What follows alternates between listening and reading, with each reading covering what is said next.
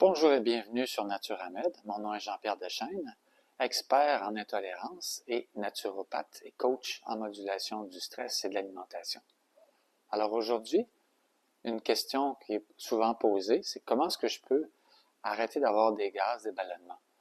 Alors, répondrai à ça de façon claire que la première chose à penser, c'est plutôt que de prendre un produit, c'est de penser à retirer des aliments qui pourraient causer des gaz, des ballonnements dans votre cas. Et pour beaucoup de gens, c'est sûr que c'est les légumineuses et la famille des choux qui sont à mettre de côté. Et puis aussi, c'est les combinaisons alimentaires avec le sucre et avec les protéines, comme un repas de cabane à sucre, là, qui fait qu'on peut avoir des problèmes de gaz, de ballonnement et d'indigestion aussi. Ensuite, l'autre chose à considérer, c'est la lenteur du repas versus le fait d'engouffrer. Donc, quand on prend le temps de bien mastiquer, on n'avale pas d'air et donc on a moins justement de ce genre de gaz de ballonnement dû au fait d'avaler de l'air en avalant. Donc ça, c'est vraiment important. Il y a aussi le fait de prendre plus d'aliments que nécessaire. Quand on mange trop, on n'a pas l'espace pour que le feu digestif fasse bien son travail. Donc, imaginez que vous avez un foyer et que vous mettez des grosses bûches sur une petite flamme qui vient juste de commencer à être allumée.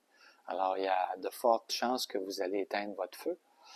Et c'est pareil pour la digestion. Donc, si vous commencez avec des aliments qui sont lourds et que vous n'avez pas préparé votre digestion, par exemple avec des plantes amères et apéritives, donc vous allez probablement plus avoir de la difficulté à digérer parce que votre feu digestif avec vos enzymes ne sont pas capables de bien faire le travail et donc d'éviter qu'il y ait des gaz et des ballonnements.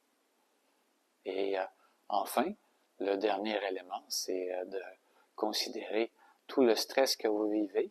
Donc, à chaque fois que vous venez pour vous asseoir à table et que vous vivez beaucoup de stress, c'est fort probable que ce stress-là aussi se transforme en gaz et en ballonnement. Il y a des gens d'ailleurs qui me disent que juste en regardant des aliments qui leur tentent, donc qui prennent plus de volume, disons, au niveau de la taille, ça c'est plus donc le stress et toute la réaction émotive qu'on peut avoir face à ces aliments-là. Alors, c'est les trucs que je vous donne aujourd'hui pour pouvoir diminuer les gaz et ballonnements. Si vous voulez en savoir davantage, je vous invite à vous inscrire. Donc, c'est juste en bas. Vous allez pouvoir à ce moment-là recevoir des documents pour aider, entre autres, votre digestion. Merci, à la prochaine.